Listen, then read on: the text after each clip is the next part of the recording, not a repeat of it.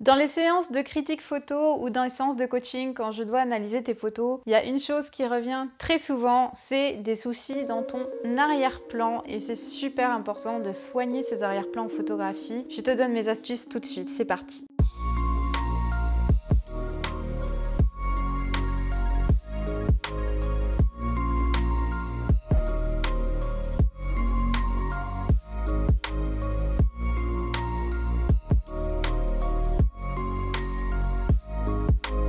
Salut les photographes et bienvenue sur la chaîne La Patte sur l'Objectif, la chaîne où on parle de photographie animalière. Aujourd'hui, je vais te parler d'un sujet ultra méga péta intéressant, en tout cas selon moi, et important. Comment soigner ses arrière-plans en photographie. Un arrière-plan qui n'est pas soigné, c'est bien souvent une photo ratée ou difficilement rattrapable. Ça va demander des grosses compétences en retouche photo pour essayer de corriger ce qui n'a pas été vu en prise de vue. Donc je vais te donner 7 astuces pour apprendre à soigner tes arrière-plans. Alors déjà avant de commencer, il faut savoir qu'une photo se lit de la même façon que tu lis un livre ou de la même façon que tu lis une peinture ou que tu lis une partition de musique, que tu lis comment est composée une musique. Une photo c'est pareil, il y a une composition, il y a une lecture de photo. Donc toi en tant que photographe, tu vas écrire ta photo, donc tu vas essayer de composer ta photo pour raconter quelque chose. Et ton arrière-plan ne doit surtout pas être négligé. Généralement quand on photographie un sujet, on est obnubilé par notre sujet et on oublie tout ce qu'il y a autour. Alors c'est une grosse erreur parce que tout ce qu'il y a autour, c'est justement ce qui va venir enrober ton sujet et ce qui va venir le mettre en valeur. C'est vraiment une des parties les plus importantes pour mettre en valeur ton sujet, c'est justement tout ce qu'il y a autour. Sur une photo, tu as 3 plans en général. Tu as un premier plan, c'est vraiment l'avant-plan. C'est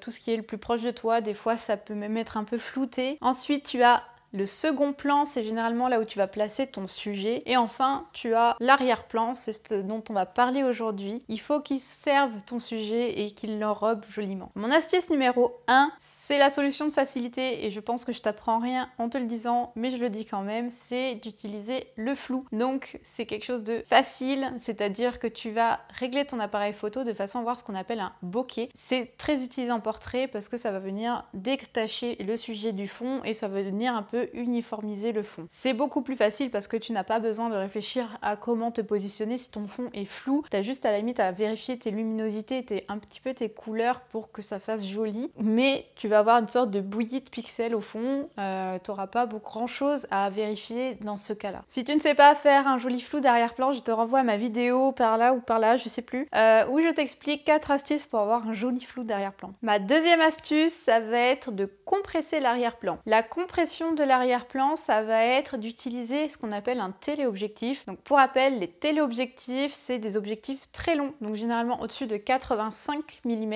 Et plus l'objectif sera long, plus tu vas avoir un effet de compression d'arrière-plan, c'est-à-dire que ton arrière-plan, tu vas le resserrer. Sur un grand angle, tu vas voir, imaginons, de chez ton voisin au voisin d'à côté. Si tu prends téléobjectif, tu vas voir que ton mur est du fond. Tu vas pas voir ce qu'il y a sur les côtés. Promis, je te prévois une vidéo pour t'expliquer un petit peu mieux tout ce qui est compression d'arrière-plan. Donc évidemment, si tu compresses ton arrière-plan, tu as un peu moins de choses à penser et du coup, tu vas naturellement épurer ton arrière-plan. C'est pour ça qu'en portrait, on aime bien utiliser des téléobjectifs et en plus, second effet du téléobjectif, c'est que tu vas diminuer ta profondeur de champ et du coup, tu vas avoir un fond beaucoup plus flou. Ma troisième astuce, et c'est ma préférée, apprends à utiliser les éléments graphiques de ton environnement. Si tu vois des belles courbes ou des belles lignes, arrête-toi et utilise-les. C'est un super élément pour tes photos. Les courbes et les lignes dans des arrière-plans, ça marche très très bien. D'ailleurs, je te montre l'exemple d'une photo de Anna ici, que je trouve formidable parce qu'elle a su utiliser ces courbes-là. C'est une photo simplement prise sur un toboggan, enfin voilà, il fallait y penser, mais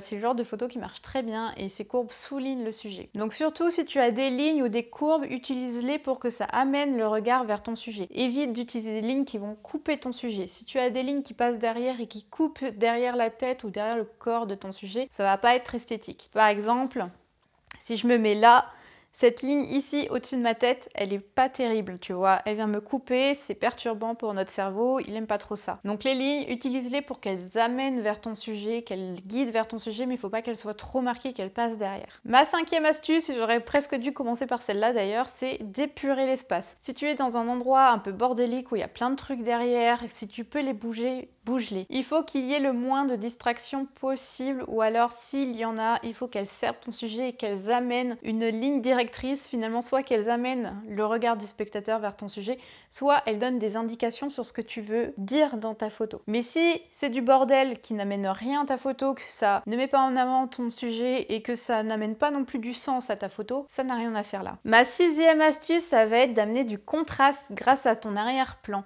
Si par exemple tu as un chien aux couleurs un peu chaudes ou un cheval aux couleurs un peu chaudes, tu peux jouer sur des tons froids sur le fond, ça va venir détacher ton sujet et ça va le mettre en valeur. Donc ça c'est pour détacher par la couleur, mais tu peux faire la même chose par la luminosité. Par exemple si tu as un beau chien blanc et que tu peux trouver un environnement un peu grisouille, un peu noir, ça va le détacher superbement. Donc n'hésite pas à jouer sur ces contrastes et utilise ton arrière-plan pour venir contraster ta scène et venir détacher ton sujet. Ma 7e astuce, n'hésite pas à laisser de l'espace vide. C'est ce qu'on appelle l'espace négatif. L'espace négatif, c'est tout ce qui est un peu épuré, un peu vide autour de ton sujet. Ça aide à détacher le sujet et ça laisse respirer la scène. C'est plutôt sympa de faire ça en photo que si ton chien ou ton cheval ou ton lapin, tu le prends en photo de très très près et qu'il est tout serré dans ton cadre.